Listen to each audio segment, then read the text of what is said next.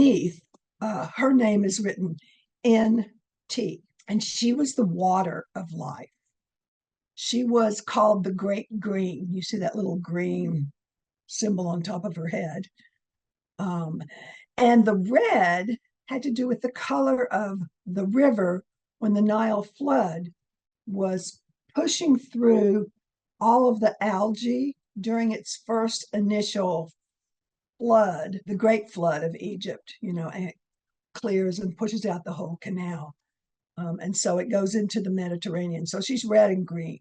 She's the oldest goddess, NT. She's the water of life. Sometimes NT is linked to the sky goddess Nut, NT.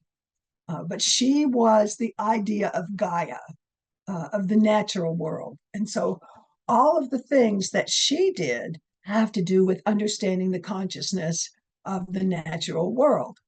The word NT, add an R to it, it's called netter.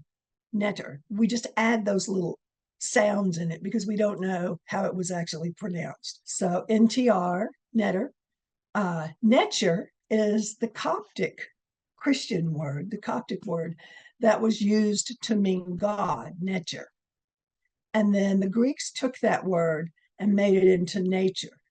So any Egyptian deity was part of the natural world. Neith represented all of the animals, all of the fish, all of the birds, all of the objects of the world, and all of the consciousness that was imbued inside that. She pulled them out from this. I love this little net of her dress, NT, net. And she pulls it out of herself and creates it.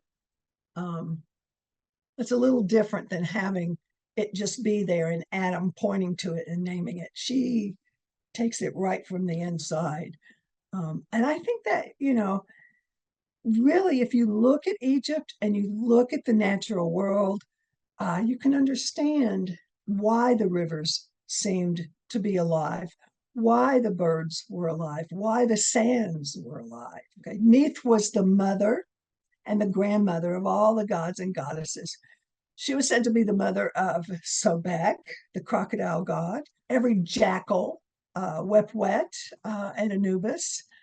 She was the mother of Sekhmet, the lion goddess, the mother of Horus, because she was Nut, the sky goddess, and everything came out of the body of the sky goddess and the body of the earth mother.